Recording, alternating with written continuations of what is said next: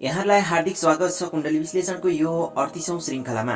हामी 38औं श्रृङ्खलामा आइपुगेका छौँ। तपाईहरुले छोड्नुभएका जन्म विवरणको आधारमा तपाईहरुको जन्म कुण्डली तयार पारेर तपाईहरुको प्रश्नहरुको उत्तर दिने प्रयास हामीले गरिरहेका छौँ।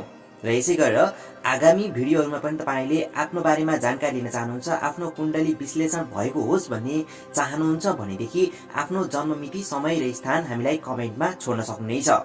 र प्रश्नहरु के छन्, केसँग सम्बन्धित तपाईको जिज्ञासा छ, ती जिज्ञासाहरु पनि हामीलाई छोड्न सक्नुहुनेछ।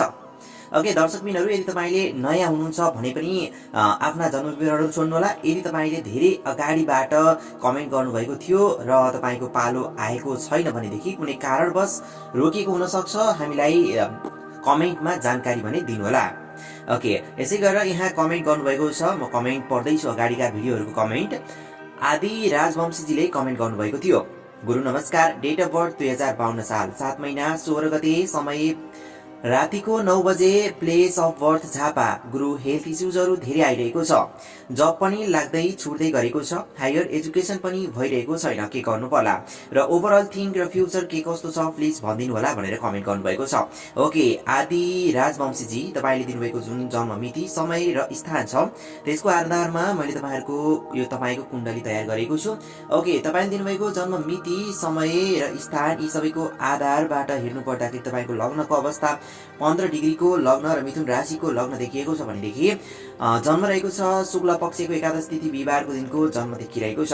कुम्भ राशिको चन्द्रमा रहेका छन्, तपाईको राशि कुम्भ हो र यसै गरी नामको अगाडिको अक्षर सेबाट आउँछ। पूर्व भाद्रपदा नक्षत्रको पहिलो चरणमा तपाईको जन्म भएको छ। लग्न 15 डिग्रीमा हुनु भनेको एकदम स्ट्रङ अवस्थामा, एकदमै आत्मबल, सबै कुराहरु चाहिँ राम्रो हुने खालको कुरालाई प्रतिनिधित्व गरिरहेको हुन्छ। यो सँगसँगै तपाईको प्रश्नहरु हेर्नु पर्दाखेरि हेल्थ इस्यु भन्नुभयो, लग्नेशलाई हेर्नु पर्दाखेरि तपाईको जन्म कुण्डलीमा अस्तगत अवस्थामा रहेको कारणले गर्दाखेरि हेल्थ बेला बेलामा समस्याहरु आइरहने, बेला बेलामा चाहिँ हेल्थको लागि खर्च गरिराख्नु पर्ने, विकनेस, फिजिकल विकनेसहरु बढी आउने, मनमा सामान्य तनावहरु पनि सिर्जना भइराख्ने खालको कुराहरु, शनि र चन्द्रमाको कन्जक्सन तपाईको भाग्य स्थानमा गएर यसले पनि तपाईको चाहिँ मनमा केही अशान्तिहरु आउने, केही आरोपहरु आउने, शरीरमा समस्याहरु आउने, खास गरेर तपाईको स्लिपिङ डिसअर्डर, रातिमा तर्सिने, झस्किने, यस्ता खालका समस्याहरु बढी देखा पर्न सक्छन्। खास गरेर तपाईको रोगहरु सजिलैसँग आइडेन्टिफाई हुन नसक्ने खालको अवस्थाहरु चाहिँ हुन सक्छ। र यसै गरेर तपाईको अर्को प्रश्नहरु हेर्नु पर्दाखेरि जब पनि लाग्दै छुट्दै गरेको छ भन्नुभएको छ। ओके, जबसँग रिलेटेड कुराहरु गर्नु पर्दा तपाईको यति बेलाको चल दशा पनि हेरौँ। यति बेला चलिरहेको छ शनिकी महादशा अनि अन्तर्दशा शुक्रको चलिरहेको छ। 2077 साल 7 महिना 30 गतेसम्मको समयमा तपाईमा शनि र शुक्र चलिरहेको छ। शनि भाग्य स्थानमा सोग्री अवस्थामा रहेको छ भने शुक्र तपाईको शत्रु स्थानमा, छैटौं स्थानमा, मंगलसँगको युतिमा, मंगलको राशिमा गएर बसिरहेको छ। र शनिदेखि 11औं स्थानमा भएको कारणले गर्दाखेरि जब चाहिँ मिल्छ, तर शत्रु स्थानमा भएको कारणले गर्दाखेरि स्याटिस्फ्याक्सन अलि मिल्दैन। जब चाहिँ छुट्नुको कारण भनेको तपाईले त्यहाँ दिन चाहिँ धेरै सन्तुष्टता लिन नसक्नु, स्यालेरीका विषय होस् अथवा चाहिँ रिलेसनशिपका कुरा होस् र त्यसै गरेर कुनै पनि व्यवहारिक पक्ष होस्, यस्ता कुराहरुमा तपाईलाई धेरै स्याटिस्फ्याक्सन मिल्दैन। यो कारणले गर्दाखेरि तपाईको जबको कुराहरु राम्रै हुन्छ, कमाई आदिका कुराहरु पनि राम्रै हुन पर्ने खालको कुराहरु पनि देखिन्छ। खास गरेर स्पेशली तपाईले बिजनेस आदि कुरा गर्नुभयो भने, बिजनेसमा एप्लाई गर्नुभयो भने पनि राम्रो हुने खालको कुराहरु पनि देखिन्छ पक्कै पनि। र त्यसै गरेर जबको लागि स्पेशल टाइम भनेको तपाईको यति बेला जुन शनिमा शुक्र चलिरहेको छ, जबहरु मिल्ने खालको शनिदेखि 11औं स्थानमा पनि छ। यो कारणले गर्दाखेरि राम्रै हुने खालको टाइम भने चलिरहेको छ। एज वेल एज तपाईको पछि जब सूर्यको अन्तर्दशा चल्छ, सूर्यको अन्तर्दशा चल्दा त्यो टाइम पनि तपाईको लागि केही हार्ड र केही स्ट्रगल गर्नुपर्ने खालको हुन सक्छ। स्पेशली तपाईको एज 32 भन्दा पछाडि क्यारियर राम्रो हुने, इस्टाब्लिश हुने लग्नेश भनेको बुध पनि छ र त्यसै गरेर पञ्चम स्थानमा गएर बसिरहेको छ। लग्नलाई तपाईले स्ट्रङ गराउनु होला, लग्नेशलाई स्ट्रङ गराउनु होला। बुधबारको दिनमा चोखो बस्नु होला। बुधबारको दिनमा ग्रीन कलरका चीजहरु तपाईले दान गर्नुभयो, जस्तै हरियो सागसब्जीहरु दान गर्नुभयो, हरियो कलरको कपडा तपाईले दान गर्नुभयो भने पनि तपाईको लागि राम्रो हुन्छ। र यसै गरेर बुधबारको दिन पारेर कान्छी औँलामा तपाईले पन्ना भन्ने रत्न धारण गर्नुभयो भने पनि तपाईको लागि बुधको इनर्जी बढ्दै जाने, स्ट्रेन्थ बढ्दै जाने र तपाईलाई अधुरा कार्यहरु पूरा हुँदै जाने, भाग्य बलियो हुने, आत्मबलहरु बढ्दै जाने, यस्ता खालका कुराहरु पनि देख्न सकिन्छ।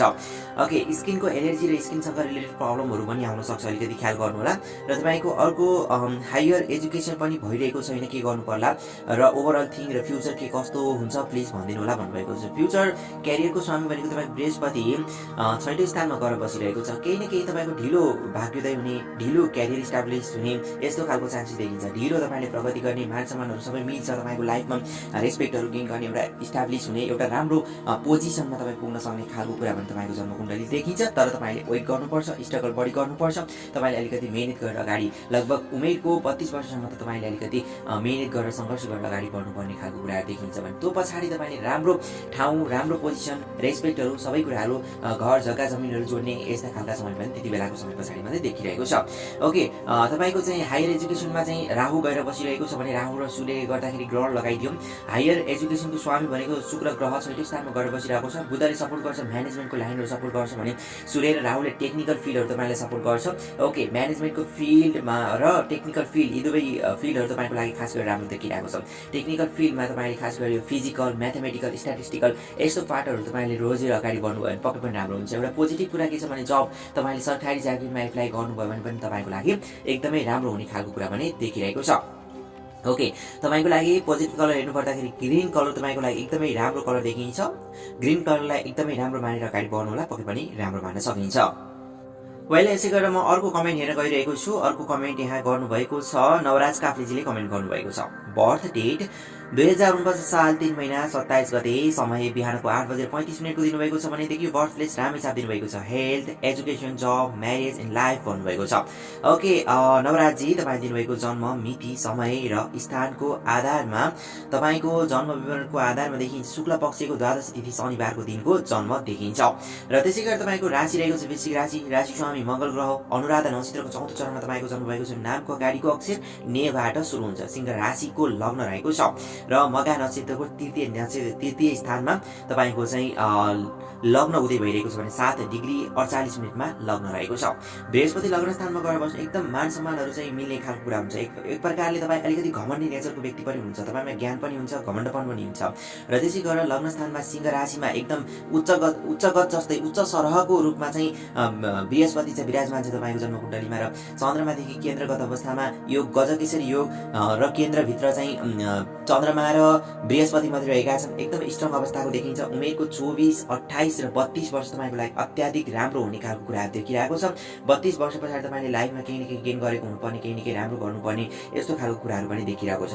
पञ्चम स्थानमा राहु हुनुले सन्तानलाई केही अवरोध भन्ने क्रिया पक्कै पनि गराउन सक्छ। लग्न स्थानमा बसेको बृहस्पति यसले पनि आफ्नो घरलाई दृष्टि दिए तापनि केही न केही सन्तानमा चाहिँ समस्या लिएर आउन सक्ने, सन्तानमा चाहिँ अवरोध गराउन सक्ने यस्तो खालको कुरा पनि अलिकति देखाइरहेको छ। थोरै ख्याल गर्नु होला।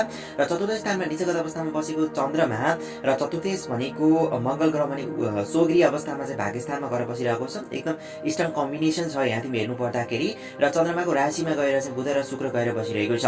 12औं स्थानमा घरभन्दा टाढा बस्नुपर्ने खालको कुराहरू भने जहाँबाट पनि देखिन्छ। खास गरेर तपाईँ एब्रोडमा बस्नुपर्ने, एब्रोडमा बसेर राम्रो प्रगति गर्नुपर्ने अथवा चाहिँ घर परिवारबाट टाढा रहनुपर्ने यस्ता खालका कुराहरूलाई पनि सङ्केत गराइरहेको छ। यति बेलाको चल्दो दशा पनि हेरौँ। यति बेला चलिरहेको छ शुक्रको महादशा अनि शुक्रको अन्तर्दशा चलिरहेको छ। र शुक्रको अन्तर्दशा 2080 साल 7 महिना 12 गतेसम्म चलिरहेको छ। र यसै गरेर यो समयसम्म शुक्रको महादशा चल्नु भनेको तपाईँको लागि एकदमै राम्रो कुरा पनि हो। शुक्र 12औं स्थानमा पनि छ। विदेशबाट लाभ हुने अथवा चाहिँ एब्रोडमा बस्ने व्यक्तिहरूसँग चाहिँ कनेक्सन राम्रो हुने, खर्च अलिकति बढी हुने खालको कुराहरू पनि देखिन्छ। यदि तपाईँ स्वदेशमा हुनुहुन्छ भनेदेखि ब्युटीका लाइन अथवा चाहिँ कुनै पनि खास गरेर यो रेडिमेड भयो अनि एसेसरिज, फिल्मी, फोटोग्राफी यी क्षेत्रहरूमा तपाईँले हात हाल्नुभयो भनेदेखि राम्रो सफलता मिल्ने खालको कुराहरू यो टाइममा देखिन्छ। र शुक्र ग्रहले प्रतिनिधि गरेको छ कर्मस्थानको स्वामी भएर र त्यसै गरेर चाहिँ तृतीय स्थानको स्वामी भएर चाहिँ प्रतिनिधि गरेर 12औं स्थानमा गएर बसिरहेको छ। र कर्मस्थानको स्वामी भएको कारणले गर्दाखेरि पनि तपाईँको चाहिँ जुनसुकै कामहरू छ भने एकदम एब्रोडसँग अथवा ब्रोडली टाढा टाढा फिजिने तपाईँको व्यापार व्यवसायहरू चाहिँ राम्रो अगाडि बढ्दै जाने यस्तो खालको टाइम पनि अहिलेको समयमा देखिरहेको छ।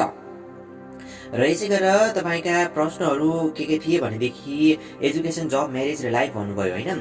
हेल्थ, एजुकेसन, जब र म्यारेज अनि लाइफ भन्नुभयो। ओके, म्यारेजको कुरा गर्नुपर्दाखेरि सप्तम स्थानको स्वामी भनेको शनि ग्रह छैटौं स्थानमा सोग्री अवस्थामा भयो भने वक्रगत अवस्थामा शत्रु स्थानमा गएर बसेको कारणले गर्दाखेरि विवाहमा थोरै समस्याहरू निम्ति आउन सक्छ। यद्यपि चिना मिलाएर विवाह गर्नु होला। विवाह पछाडि तपाईँको राम्रै हुन्छ, त्यति ठुलो समस्याहरू पनि खासै निम्तिन्न। र पश्चिमतिरको दिशातिर तपाईँको विवाहको लागि राम्रो देखिन्छ। र त्यसै गरेर एजुकेसनको कुरा गर्नुपर्दाखेरि एजुकेसनमा सामान्य रोकाबाट आए तापनि तपाईँले PhD सम्म उच्च शिक्षाहरू हासिल गर्ने एकदमै बुद्धिजीवी व्यक्तित्व पनि भन्ने खालको कुराहरू तपाईँलाई देखिन्छ। र त्यसै गरेर तपाईँको अर्को प्रश्न थियो म्यारेज, जब, लाइफ भन्नुभयो। ओके, लाइफ राम्रो छ र क्यारियर पनि तपाईँको चाहिँ एकदमै राम्रो छ, एब्रोडतिर चाहिँ बिताउनु पर्ने खालको कुराहरू देखिन्छ। जे भए पनि तपाईँको घर फ्यामिली भन्दा टाढा रहनु पर्ने खालको कुराहरू पनि देखिन्छ।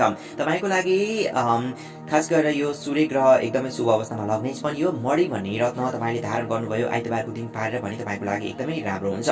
र त्यसै गरेर तपाईँको पुष्पराज भन्ने रत्न र यसै गरेर मुगा भन्ने रत्न, यी तीनवटा त्रिरत्न मिलाएर लगाउनु भयो भने पनि तपाईँको लकेट बनाएर तपाईँको लागि अत्याधिक राम्रो हुने खालको कुरा देखिन्छ।